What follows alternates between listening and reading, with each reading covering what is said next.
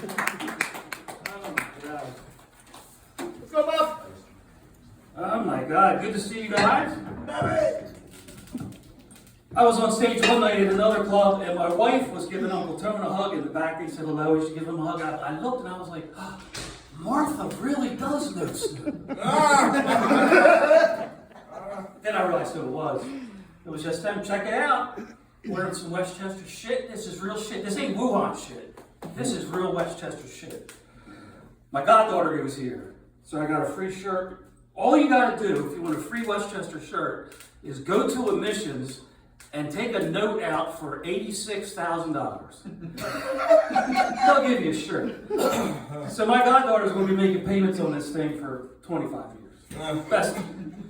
Best estimate, you know.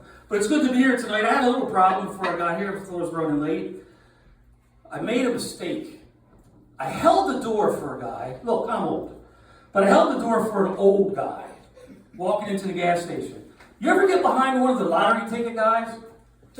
He goes in, he spreads all his shit down on the counter like he's in Vegas, and he starts playing his lottery ticket. I'm like, yo, man, 20 on pump 2, 20 on 2, and then it's too late. He's playing all the numbers, played every number on the planet, everything, dollar, dollar, dollar, dollar, dollar, dollar. You know, he played trips, dollar, dollar. He said trip 7s, dollar, dollar. I'm like, is he doing something I don't know? Why do you have to box that? But anyway.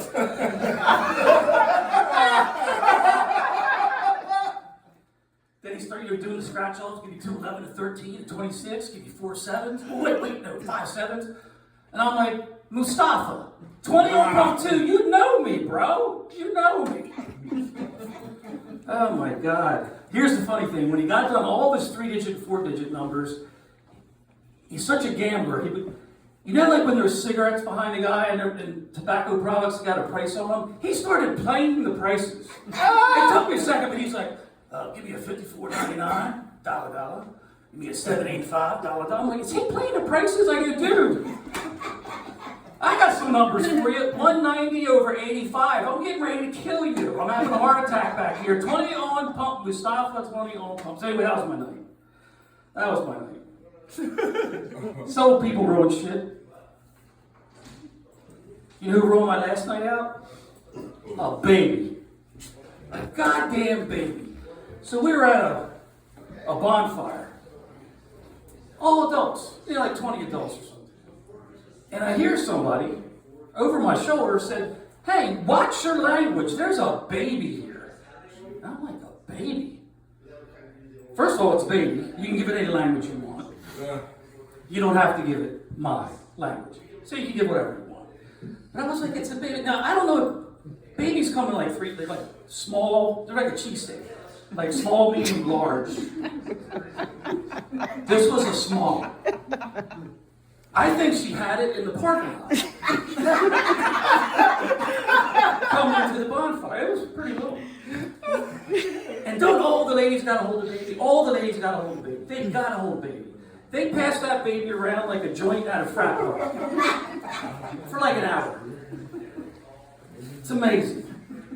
Then I see my wife's coming up to me. She's got it. She's like, you want to hold the baby? I go, I don't want to hold the baby. She goes, you want to hold the baby? I'm like, I don't want to hold the baby. She's like, you got to hold the baby. It's disrespectful if you don't. I said, it's disrespectful if I do. That's another man's baby. I didn't want to hold our babies. I didn't like them. So a couple minutes later, I'm holding the baby. God. And what you think happened. Like I said, they passed that kid around like a joint at a frat party for about an hour. It was practically asleep.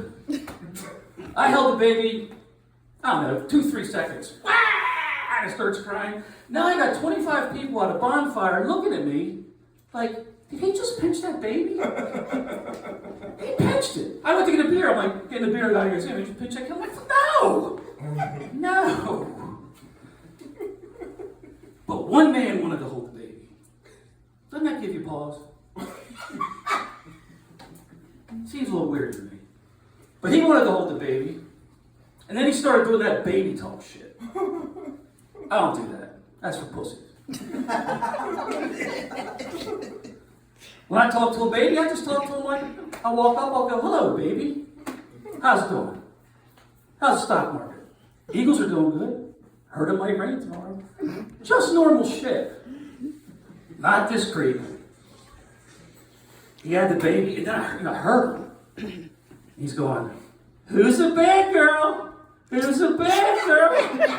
Are you wet? Oh. You feel wet?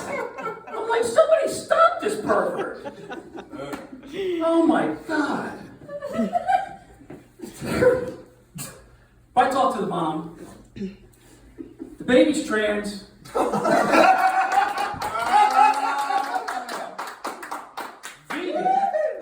Trans, vegan, and get this, gluten-free. So this kid's got all the bases covered. Got all the bases covered. Yeah. But yes, I won't do that baby talk. Like I said, it's your pussies. But you know what I do like to do with babies? I like to gossip. They love it. They love it. If I go to somebody's house and there's a baby in the bassinet, like I'll walk over. I go, hello, baby. I got some gossip for you. You don't know this, but when your mommy was 8 months pregnant, she was really fat, and your dad was getting blowjobs from a girl named Debbie at his work. Oh, don't cry, baby. There's only 25% chance he's your real dad. Your mom was a fucking freak. She was a freak. So babies love that. They do. They love that shit. They love it. So old man messed my night up. Baby messed my night up. Here's what I'm rooting for. You guys talk about sports, fuck that. Here's what I'm rooting for. Teenagers. I'm rooting for teenagers. Like my first, 14-year-old niece got her first little boyfriend. Her first little boyfriend. And my brother and sister-in-law hate this kid. They hate him. Because he's a, you know what I'm going to say. He's a Polak.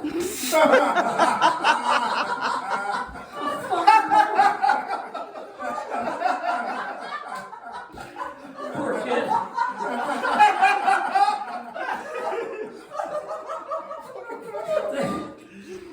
They don't like it.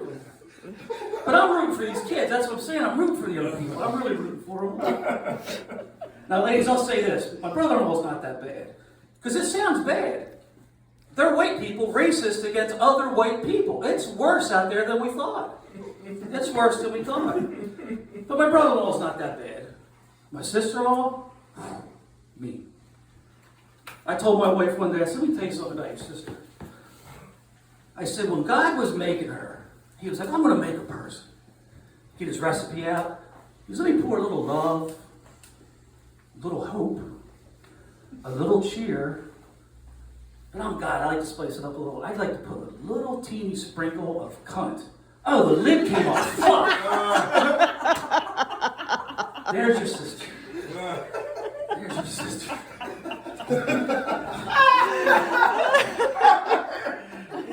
But like I said, I'm rooting for those kids. I'm rooting for them. Think about yourself. And be honest. Think about yourself. Think about when you were 13, 14, 15, got your first little boyfriend, first little girlfriend. Remember dry humping? Fucking dry humping was great, wasn't it? Now you gotta remember something. I'm way older than you, so we didn't have the internet. So you guys probably moved from stage to stage faster than I ever did. I dry humped for like half a summer. I didn't know what to do. And dry humping's great. Tell you why. Two things. One, nobody gets pregnant. There hasn't been a dry humping pregnancy ever. And you can't get a disease. Although, I'll be honest with you, I caught mono. I did have mono. So, other than mono, it's the disease-free, pregnancy-free sexual activity. But like I said, I didn't know what I was doing. So I had an older cousin, you know.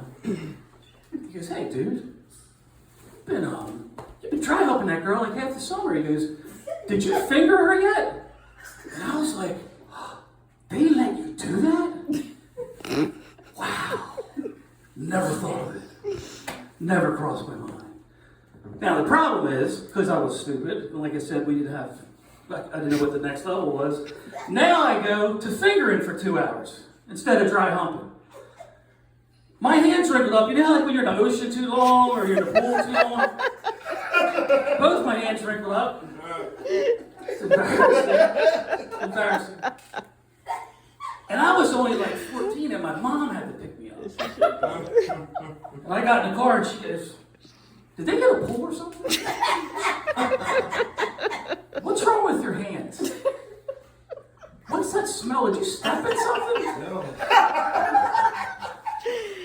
So my mom knew what was up. My mom knew what was up. But listen, I found out later, she got fingered a bunch. So we're even. As far as I'm concerned, we're even. Her and I. But it does never end. That's the fucked up part. I'm an old man, like I said.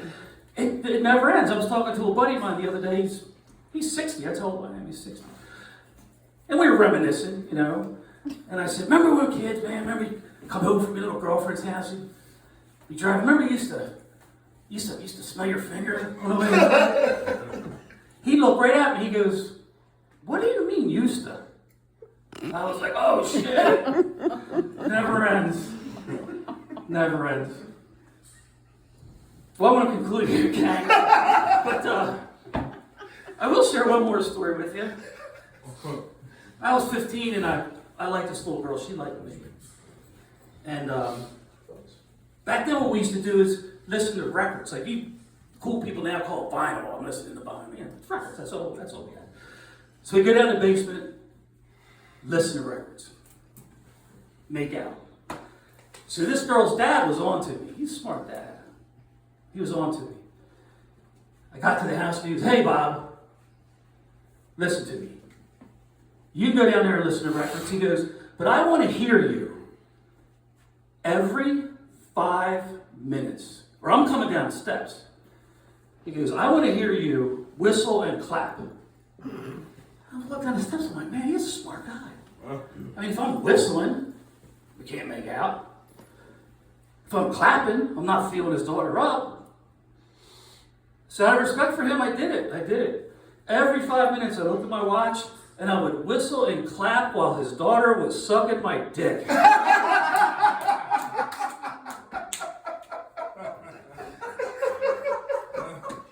You're WC. Enjoy your last